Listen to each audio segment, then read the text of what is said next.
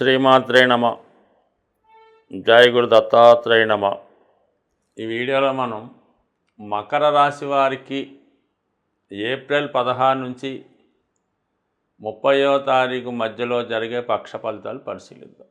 ఒక్కొక్కసారి ఈ గ్రహాలు శత్రుగ్రహాలు పాపగ్రహాలు లాంటివి మారుతున్నప్పుడు జాతకులకి ఒక విపరీతమైన రాజయోగం ఏర్పడుతూ ఉంటుంది. అది చాలా అదృష్టమైనటువంటి అవకాశాలు ఇస్తూ ఉంటుంది. ఇప్పుడు ఈ పక్షంలో ప్రారంభమైనటువంటి యోగం ఈ మకర రాశి వారికి అష్టమ స్థానాధిపతి రవి. ఈ మకర రాశి వారికి అష్టమ భావాధిపతిగా ఉన్నటువంటి సూర్యుడు ఏ భావంలో పడితే ఆ భావాన్ని ఇబ్బంది పెడతాడు. కానీ ఇప్పుడు చతుర్థ భావంలోకి ఉచ్చులో రావడం జరిగింది. దానివల్ల ఏంటంటే ప్రస్తుతం మీకు ప్లేస్ ఆఫ్ చేంజ్ రాబోతుంది. అంటే ఉన్న ప్లేస్ నుంచి ఇంకా ఒక బెటర్ స్థానంలోకి మారడం జరుగుతూ ఉంటుంది. అలాగే ఒక చోట మీకు ఏదైనా స్థిరాస్తి ఉంటే దాన్ని విక్రయించి దానికన్నా ఒక మంచి ప్రాపర్టీ వేరే చోటలో కొనవలసి ఉంటుంది. ఇది ఏదన్నా ఒక స్థాన చలనం జరుగుతుంది. ముఖ్యంగా విద్య కూడా అలాగే నడుస్తూ ఉంటుంది. ఇంకా మంచి కాలేజీలో సీట్ రావడం వల్ల విద్య రీత్యా మారవలసి రావడం. అయితే మదరు ఆరోగ్య విషయంలో కొంత జాగ్రత్త తీసుకోవాల్సి ఉంటుంది. అలాగే సొంత ప్రాంతంలో మీ యొక్క జన్మ ప్రాంతంలో ఏదైనా ఒక ధార్మిక కార్యక్రమం లాంటిదో ఏదైనా ఒక గుడి దేవాలయం నిర్మించడం, ఏదో ఒక్కొక్క బస్ షెల్టర్ నిర్మించడం, అలాంటి కార్యక్రమాలు కూడా చేపట్టి ప్రజల యొక్క గుర్తింపు పొందే ప్రయత్నం చేస్తారు. అలాగే లాభాపేక్ష లేకుండా మనకేమి లాభం లేకపోయినా ఇతరులు లాభం పొందే విధంగా ఏదో ఒక కార్యక్రమాన్ని కూడా మీరు చేపట్టడం జరుగుతూ ఉంటుంది. ఇక మనకి కుజుడు సప్తమ స్థానంలో బలహీనంగా ఉన్నాడు. ఇది చాలా వరకు మీరు చేసే కార్యక్రమాలకి మీ భార్య లేదా మీ భర్త, మీ పార్ట్నర్సు, ఏదో అన్నదమ్ములు వీళ్ళు చాలా వరకు వ్యతిరేకిస్తూ ఉంటారు.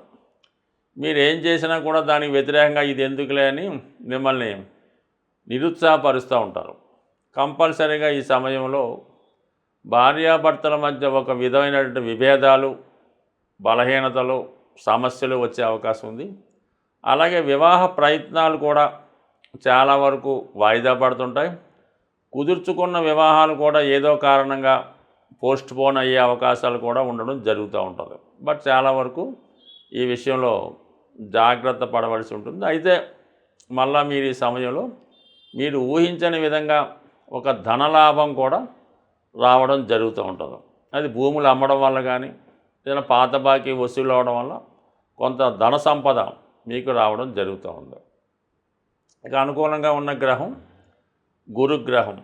పంచమ స్థానంలో ఉన్నటువంటి గురువు మీకు మంచి ఆలోచనలు కలగజేస్తూ ఉంటాడు.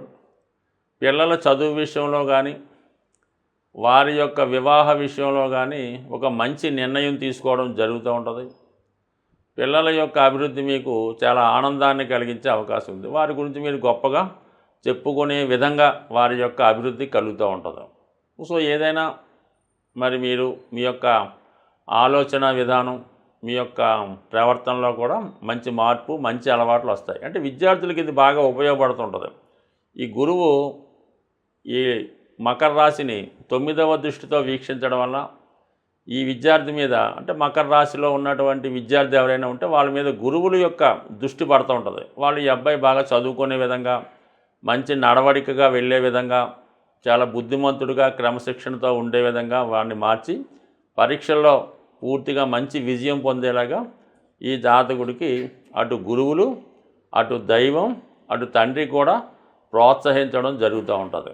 బట్ ఇది కూడా ఈ రాశి వారికి అనుకూలత. ఇక శని భగవానుడు మీకు ఆల్రెడీ తృతీయ స్థానంలో మారడం ఇంచుమించుగా అప్పుడే 15 రోజులు పైన అవడం జరిగింది. కాబట్టి మరి మీ కొత్త ప్రయత్నాలు ఏవైనా ఉంటే ప్రారంభించుకోవచ్చు.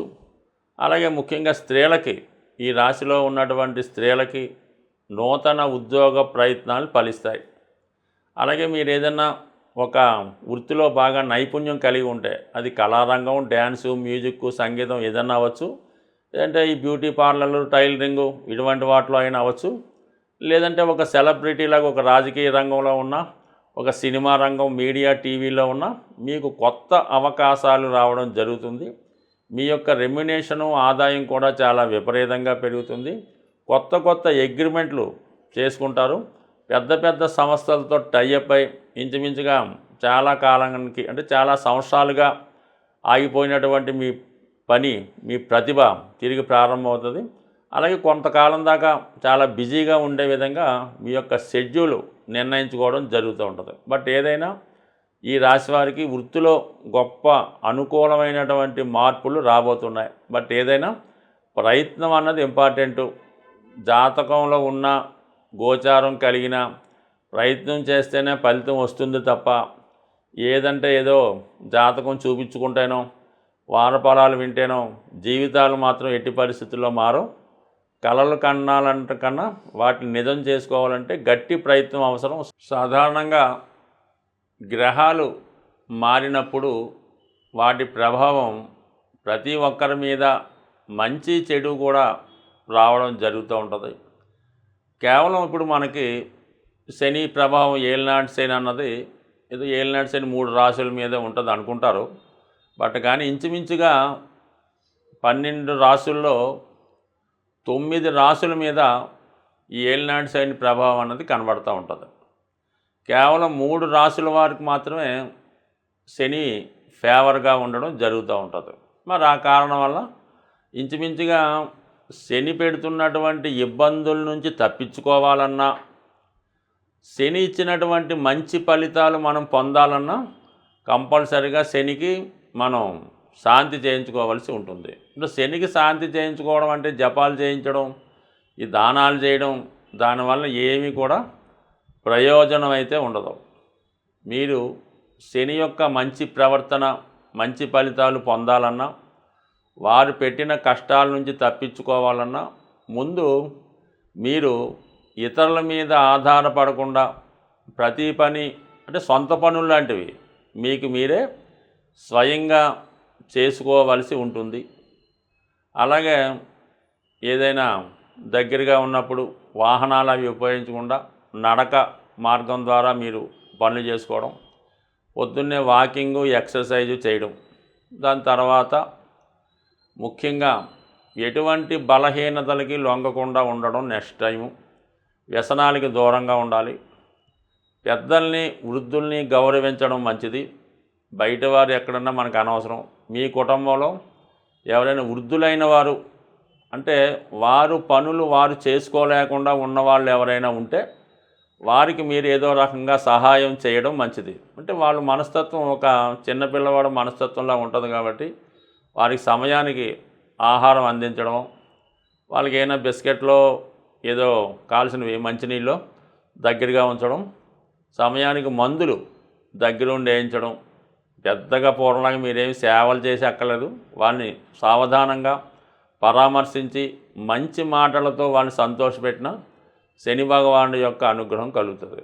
ఇంకా అవకాశం ఉన్న వాళ్ళు ఏం చేయాలంటే మన వృద్ధులకి, రోగులకి మందులు పంచిపెట్టడం. ఇప్పుడు చాలా ఉన్నాయిగా అనాథ శరణాలయాలు, వృద్ధాశ్రమాలు, ఓల్డ్ ఏజ్ హోములు. గతంలో హైదరాబాద్లో ఎక్కడో ఒకటి ఉండేది. ఇప్పుడు ప్రతి కాలనీలో అంటే ఇంచుమించుగా ప్రతి ఒక్క ఏరియాలో ఈ ఓల్డ్ ఏజ్ హోమ్ అన్నది పెట్టడం జరుగుతూ ఉంది. ఇప్పుడు బిల్డింగులు పెద్దగా కట్టి అనాథ శరణాలయానికో లేదంటే ఓల్డ్ ఏజ్ హోమ్కి అద్దె ఇవ్వడానికి చాలా బ్రహ్మాండంగా నడుస్తున్నాయి. అందువల్ల అటువంటి వృద్ధాశ్రమానికి వెళ్ళి వాళ్ళకి మెడిసిన్స్, అవసరమైనటువంటి మందులు ఇవ్వడం వల్ల మనకి కూడా అంటే ఏదన్నా ఏ గ్రహమన్నా అనుకూలిస్తుంది కాబట్టి ఆ సేవాభావంతో ఉండండి. మీరు సంపాదించే సంపాదనలో ఒక 0.5% ఖర్చు పెట్టినా చాలు. ఆ విధంగా చేసుకోండి. అయితే మీరు ఈ రాశి ఫలాలు విన్నంత మాత్రం చేతో లేదా ఏదైనా మంచి జ్యోతిష్కుడి దగ్గర జాతకం చెప్పించుకుంటేనో మీ జీవితం అయితే ఎట్టి పరిస్థితుల్లో మారదు. పైపెచ్చి ఏంటంటే వాళ్ళు బాగుపడతారు తప్ప మిమ్మల్ని మార్చే శక్తి ఆ జ్యోతిష్కుడి దగ్గర ఎట్టి పరిస్థితులు కూడా ఉండదు. అందువల్ల మీరు జాతకం చెప్పించుకుంటే జీవితం మారిపోద్ది, పెళ్ళిళ్ళు అయిపోతాయి, ఉద్యోగాలు వచ్చే మాత్రం ఒట్టి భ్రమ. మీరు వారు చెప్పినట్టు నడుచుకొని ఏదైనా ఆ పరిహారమో ఆ ప్రయత్నమో చేయడం వల్ల మీ జాతకంలో యోగం ఉంటే అది వస్తుంది తప్ప, ఉద్యోగం రావడానికి ఒక హోమం, లేదంటే ఒక ఉంగరం, పెళ్ళి కావడానికి ఒక హోమం, ఒక ఉంగరం ఇలాగేమీ ఉండవు. బట్ ఇదంతా ఒక అపోహ మాత్రమే. మీ జాతకంలో ఉంటే ప్రయత్నం చేస్తే, అంటే జ్యోతిష్యుడు ఎంతవరకు చెప్తాడు, అబ్బాయి ఈ సమయంలో బాగుంది, ఈ గురుబలం వస్తుంది కాబట్టి ఈ పెళ్లి ప్రయత్నం చేసుకోండి, ఈ రవి బలం బాగుంది కాబట్టి ఏదైనా గవర్నమెంట్ సర్వీస్ ప్రయత్నం చేసుకోండి, రావచ్చు, అంతవరకే చెప్తాడు తప్ప ఆ జాతకుడు ఉద్యోగం చేసి పెళ్ళిళ్ళు చేస్తే వాడు బ్రహ్మాండంగా ఏ లెవెల్లో ఉంటాడు. కాబట్టి మీరలా అత్యాశగా పోకుండా ప్రయత్నం చేసుకుంటేనే ఫలితం దక్కుతుంది. స్వస్తి.